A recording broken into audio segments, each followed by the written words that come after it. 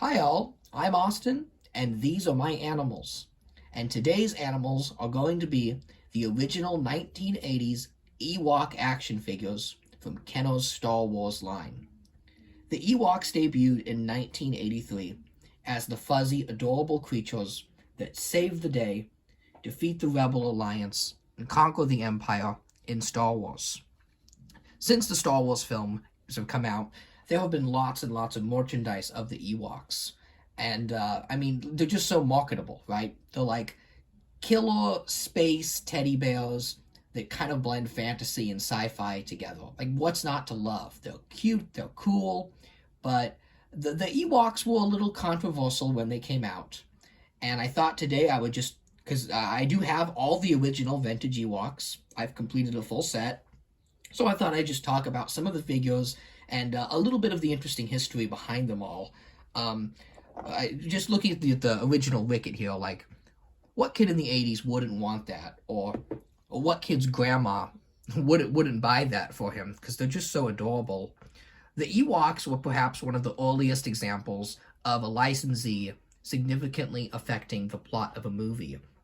I know the original third act of Return of the Jedi, the last Star Wars film, was supposed to be very different, but because the budget at that point had just ballooned out of control, and licensees like Kenner were worried about the Wookiees in the last act, which are kind of like the Chewbacca's creatures. They were worried about toy sales for those not doing too hot because of something called the Star Wars Holiday Special that had come out in '79 and not been too hot for licensees like Kenner. They actually had to cancel a batch of action figures. Those were the first modern canceled Star Wars figures, was the Chewbacca family. Go figure, right?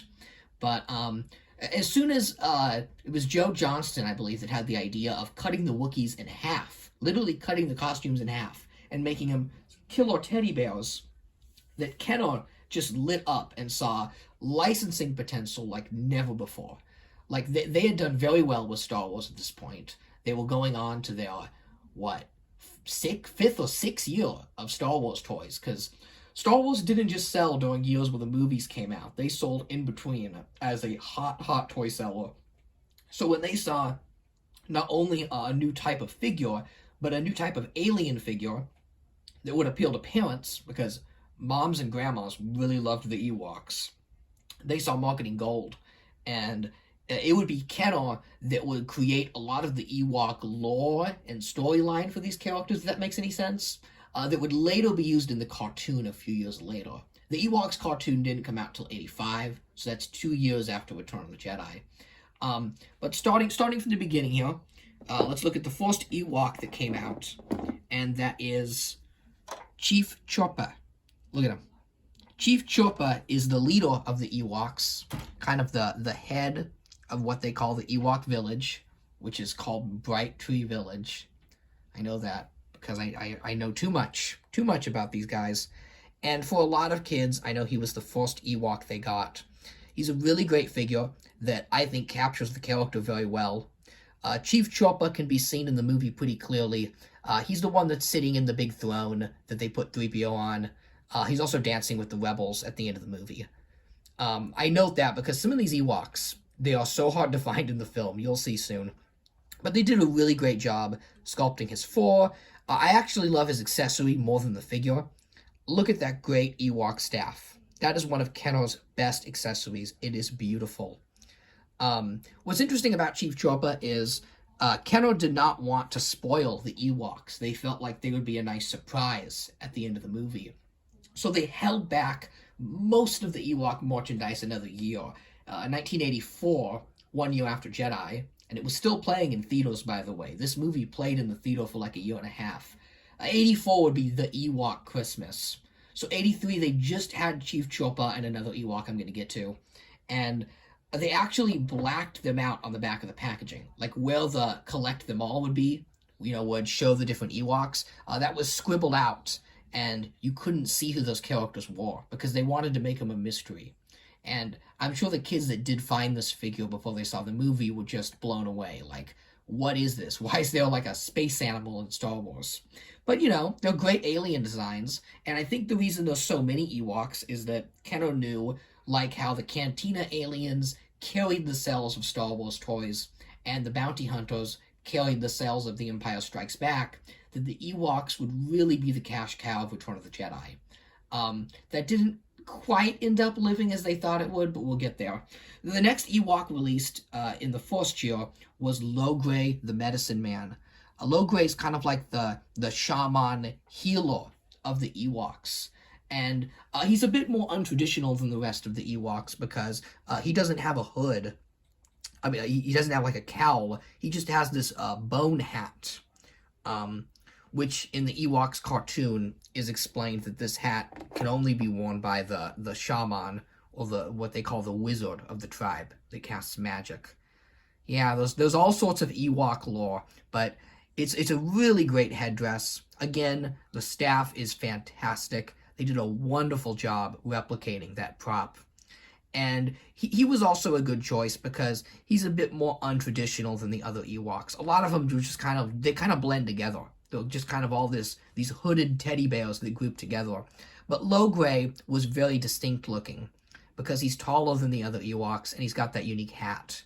He is also mentioned by name in the Ewoks TV movie that came out in '84. He's a pretty big character in that. So it's possible that Kenner knew that this character would be utilized in that film. Okay, so those were the only two Ewoks that came out with Return of the Jedi. You couldn't get Wicket, the main Ewok that accompanies Princess Leia. You just didn't get him. I know a lot of kids used Chief Choppa as a Wicket, and some kids even thought this was Wicket, but, I mean, come on, this is not Wicket. Look at the size of this guy. He's huge. Okay. Going into 1984, which would be the year of the Ewoks, Kenner really banked on an Ewok Christmas. They came out with the Ewok Village playset, which I'm not going to mess up the camera I have here, but you can see, I mean, I have two of them. They're great, fun playsets. But you want to fill that playset full of Ewoks. So they came out with a whole bunch of them. And that included Wicket. Finally, a year later, you would get the main Ewok from Return of the Jedi in what might be the most adorable Star Wars figure ever made. It is fantastic. They really did a wonderful, wonderful job with this figure. The cowl accessory is amazing, and Wicket looks adorable with the cowl on or off. Just kind of like this cute little teddy bear. He's so tiny. He's such a tiny figure. He's like barely an inch tall. But that didn't stop him from becoming one of the hottest Christmas items of '84. And he was definitely worth the wait. Something interesting with this figure's sculpt is that if you look up the original prototypes of this figure, he looked a lot more like the Wicket you'd see in the movie.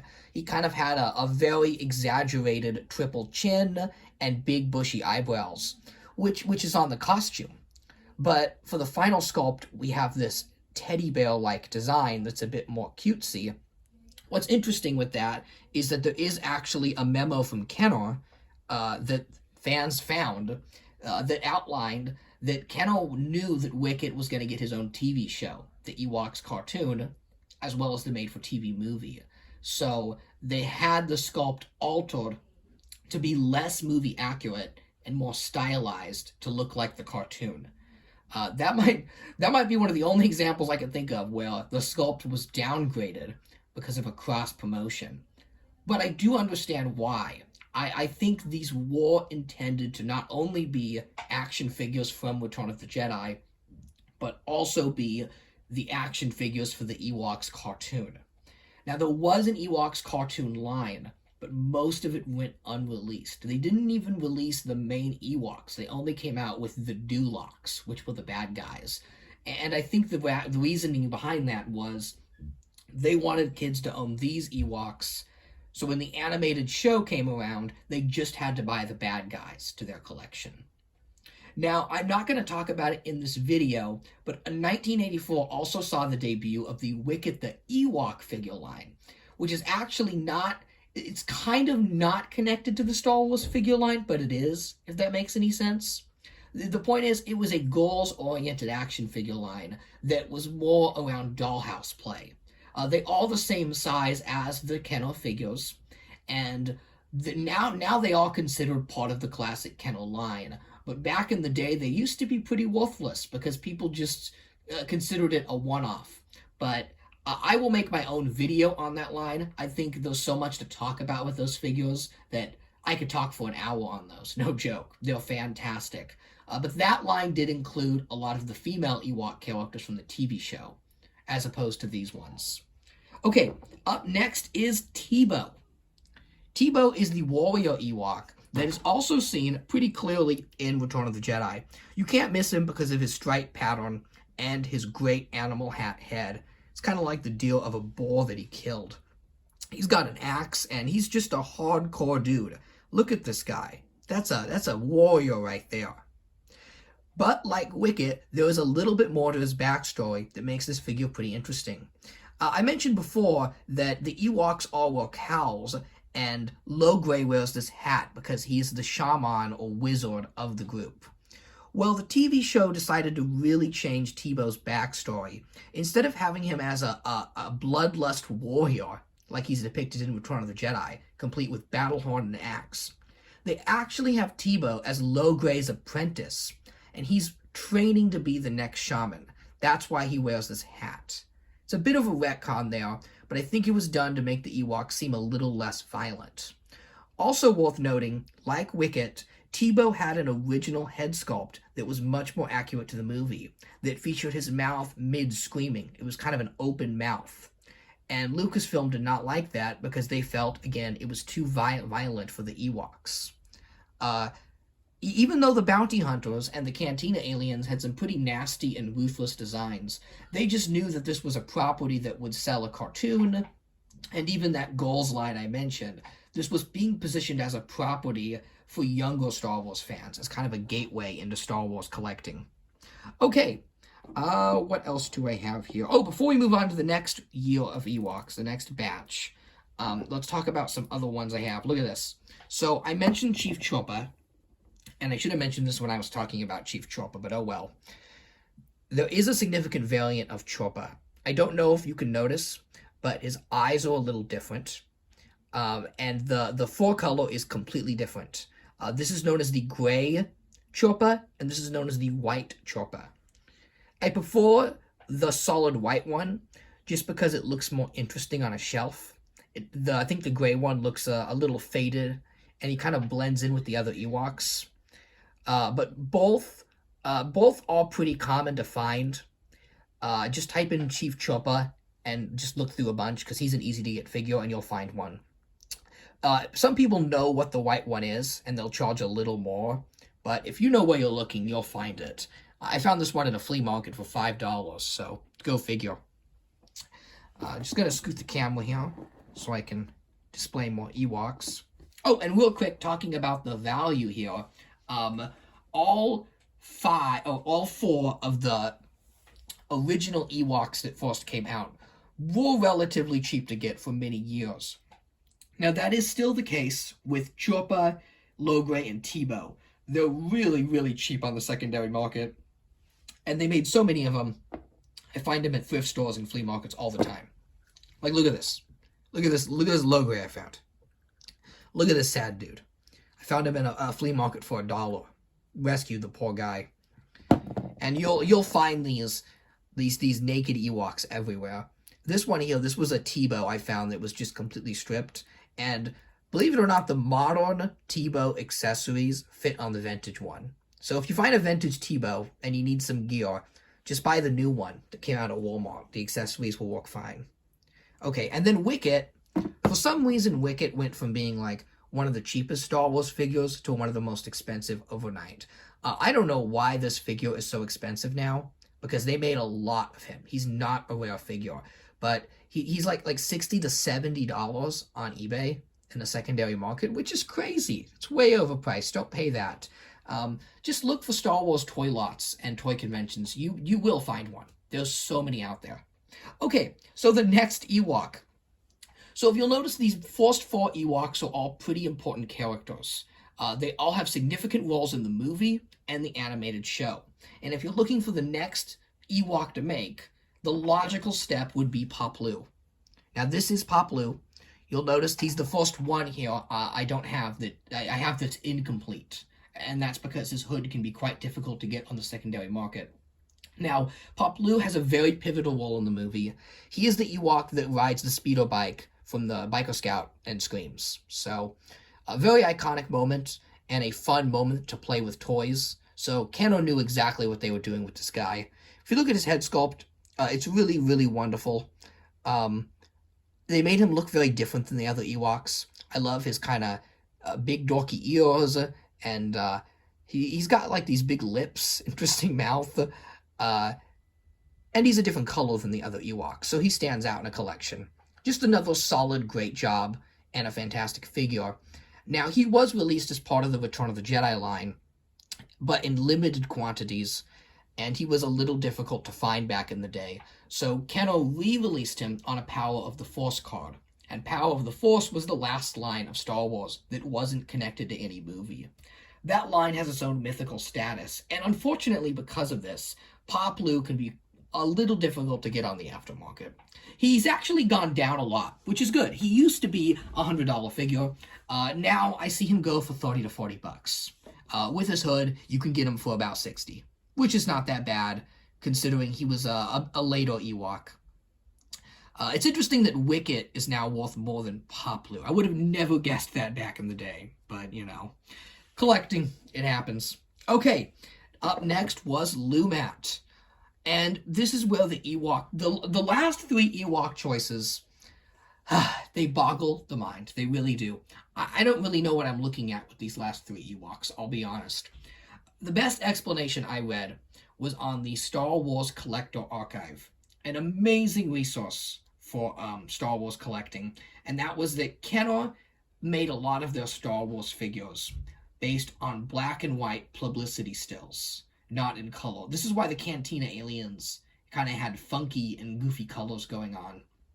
And with the Ewoks, what happened is they assembled all these Ewok costumes. They took a bunch of black and white publicity stills, which is why the colors on the Ewoks are a little off. I know Low Gray should be a little darker, and Chief Choppa, I think, should even be a little lighter.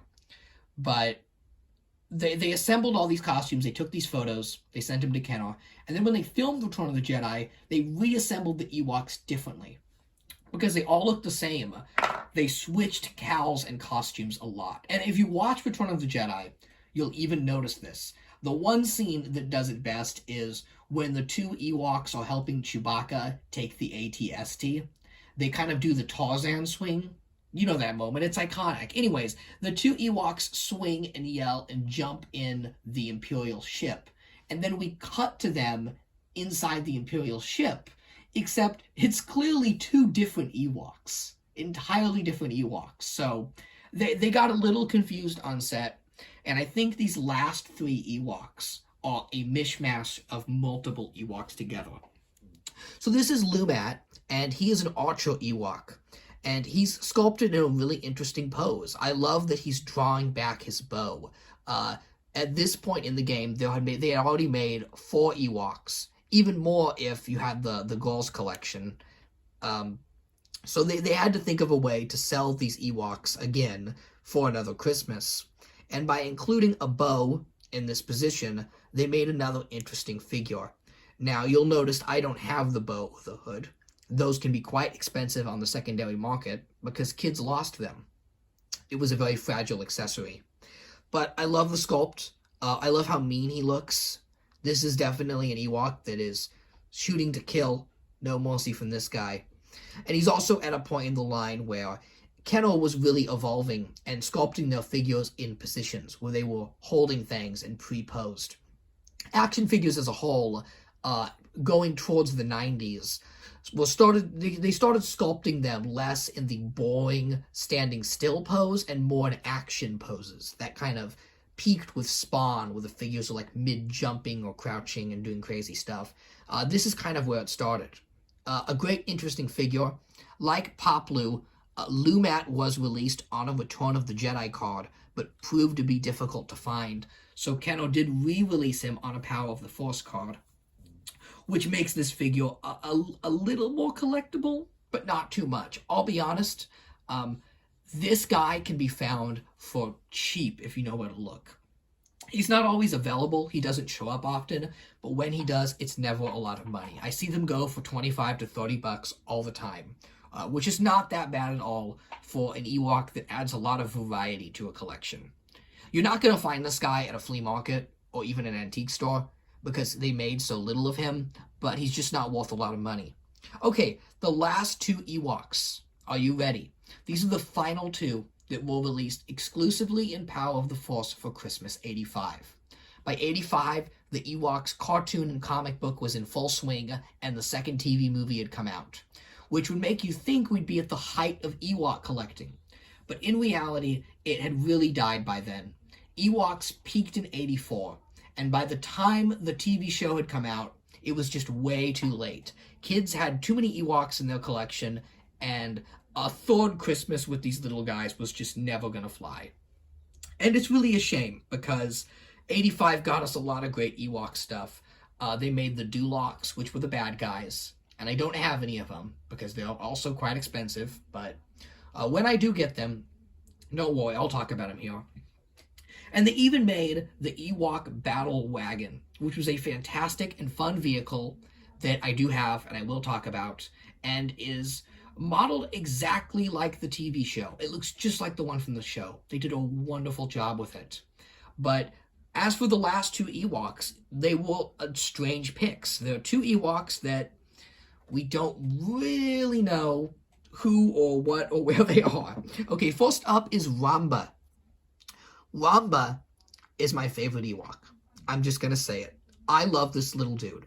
Look at him. He's short, right? He's a little dude, like Wicked.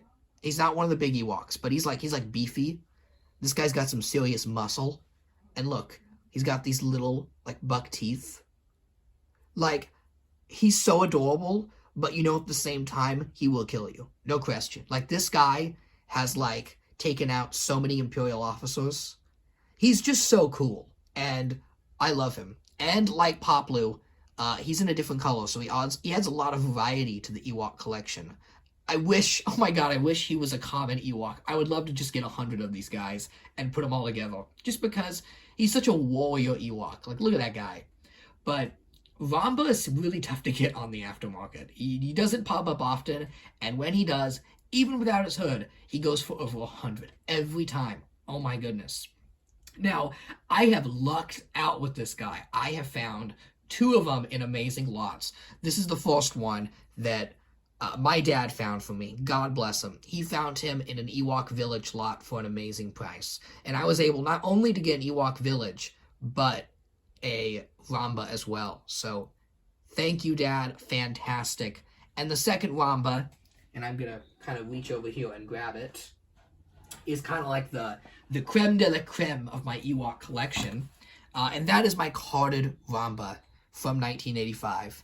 It's not in very good condition, let's be honest. It's pretty beat up, and the card is torn on the bottom so that whatever kid had this Rhombus could slide him in and out of the card. But this is an original Rhombus card from '85. At this point in the line, Return of the Jedi had long ended, and they had moved on to Power of the Force. This was an ill-fated line that would have covered all three Star Wars films at the time, and promised to bring fan-favorite characters into the line, like Tarkin and a bunch of others. But sadly, after 17 figures, the line was canceled, and a bunch went unreleased. They all came with metal coins, which was kind of a, let's be honest, a very desperate attempt to sell these figures at a higher price point. By '85, action figure prices were going up, and most figures had already made the jump to 6 to 7 inches, which was kind of the new normal that we even see today on the toy aisle, is 7-inch figures, 6-inch figures. So, in order to justify that price point, Kenner tried to throw in these metal coins. Now, I think they're quite beautiful, and I really like them, but I understand why kids didn't want these. They're boring as hell. Okay, and here is the Rhombus. He's got a wonderful hood, I should mention. Probably my favorite of all the Ewok hoods. I don't know if you can tell, but he's got this little pouch on the top of his head that looks like a coin purse, and it's just so wonderful. And there was a card back depicting the Ewok Ramba. I cannot find Ramba anywhere in Return of the Jedi, and I figured this was another example like Lumat, where he was just a publicity photo. But I think Ramba was in the Ewoks TV movie. He can be seen quite prominently. He's kind of the other Ewok that is with the axe throwing guy. So there you go. Oh, and I'm just gonna turn it around here so you can see the sheer volume of the Star Wars collection near its end. Look at all those figures. What a wonderful job they did. And of course we have all the Ewoks here. Pretty fantastic. Collect all 62. It shows Walk. Is that... Oh, you know what? That's probably the example they show with all the figures is Walk's coin. Okay.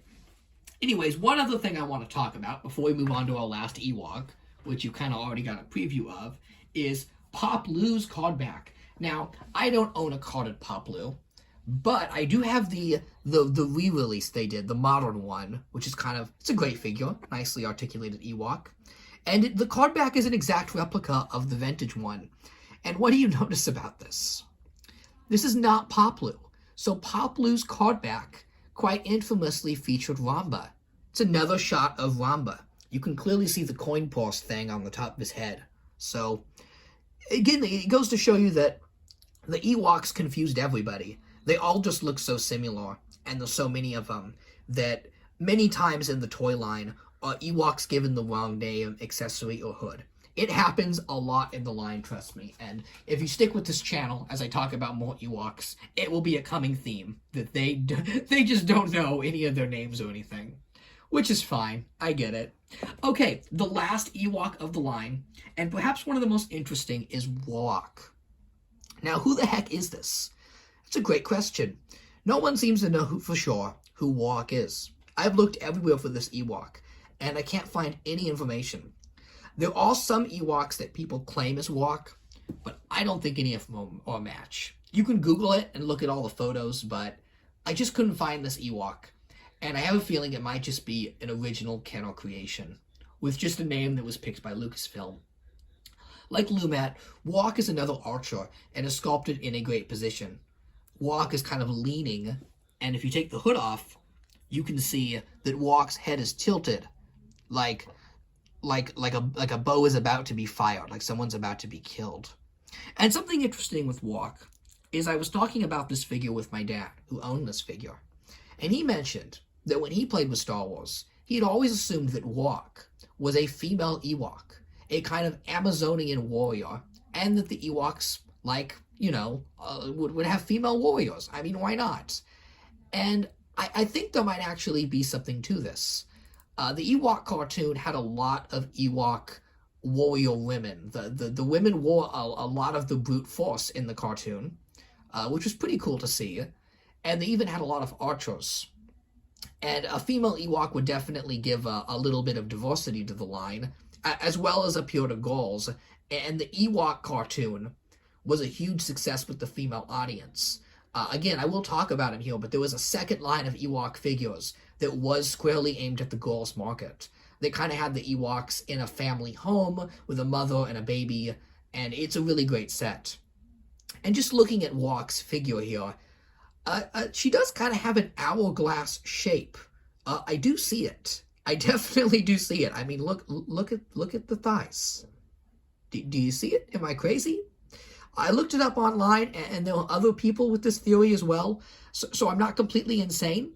I even read some speculation that Ramba might also be female, because the Ramba that's in the TV movie is played by a female.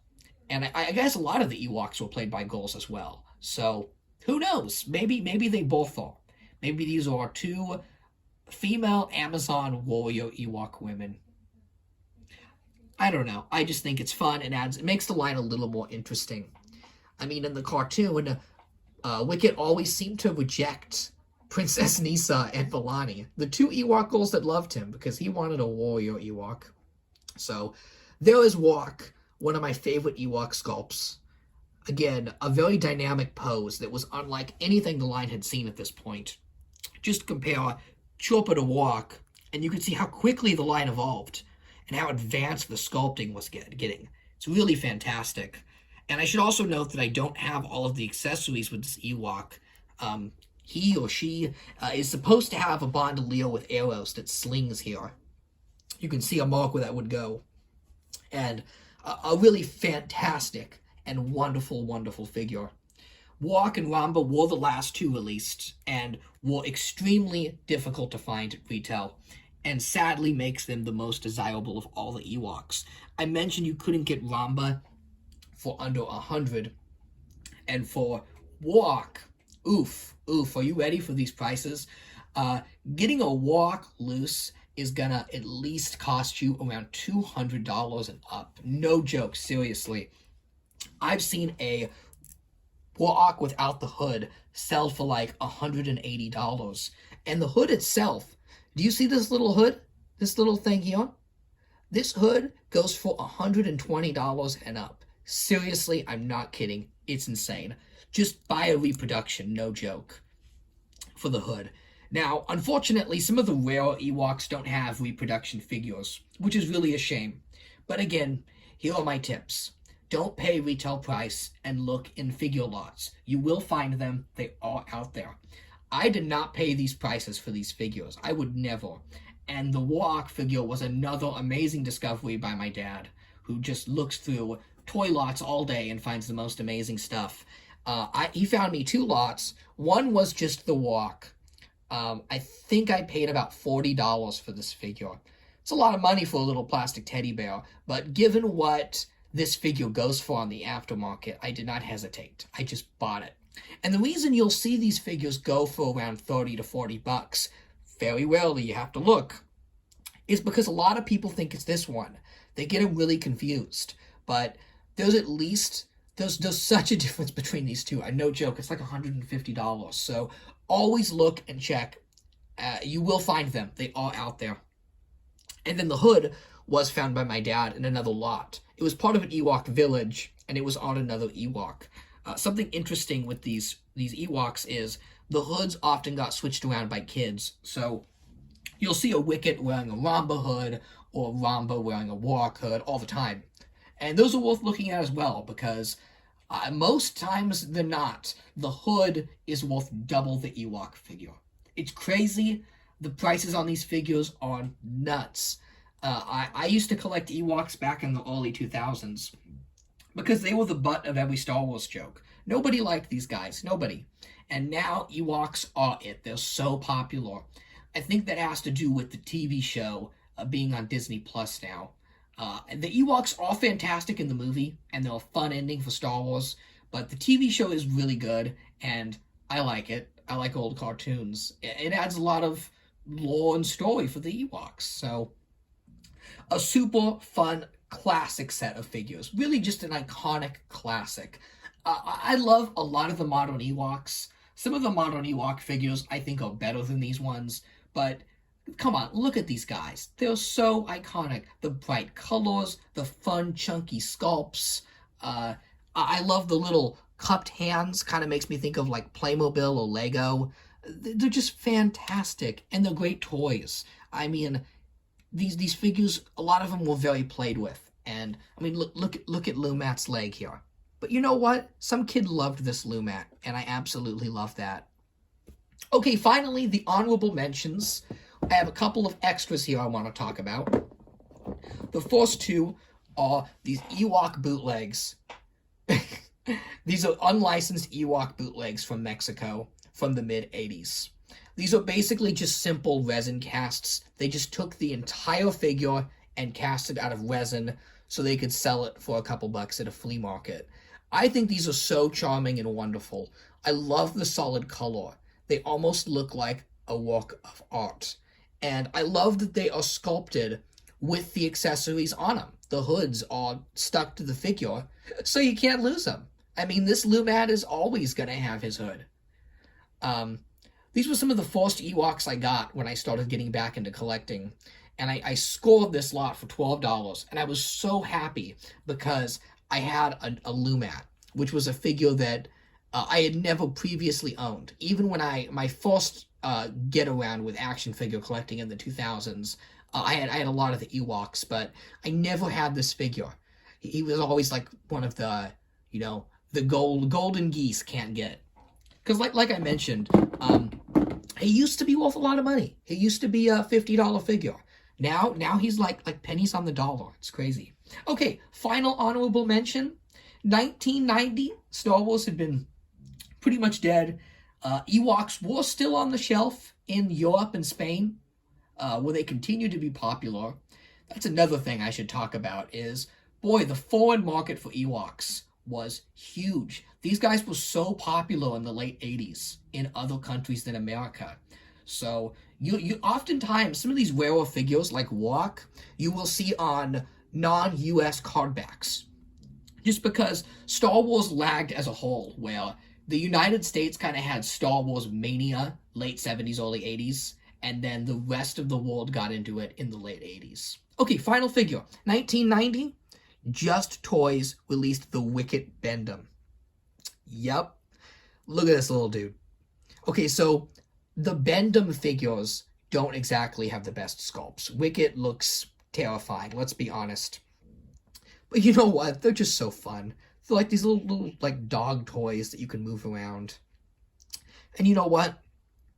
He adds variety to the Ewoks. That doesn't have to be Wicked. It could be a different dude. Plus, this right here. This ugly figure. This is technically the first modern Ewok figure. If it wasn't for this guy right here, we would never get some of the amazing modern Ewoks, like the Princess Nisa figure. Or the, you know, the fantastic, look at this one. We got Poplu in 2009. Wonderful figure. And a lot more accurate than the vintage one. But you know what? These vintage figures weren't about accuracy. They weren't even about specific Ewoks. Some of them aren't even in the movie. But they were about fun. These were figures that you could project whatever you want onto them. They could be whoever you wanted. And they allowed a lot of role play in the Star Wars universe, which is something you don't see of enough today. As great as the modern line is, you know, seeing every Ewok get this incredible backstory and, you know, all this lore, it is fun to think of a simple time when these were just basically unnamed killer space teddy bears. They're super fun. I absolutely love them. And I've had so much fun just building an Ewok village.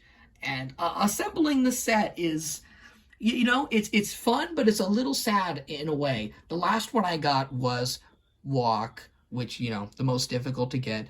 And it was a little somber, I won't lie. It was kind of like, oh man, now I have them all. Now there's nowhere to go.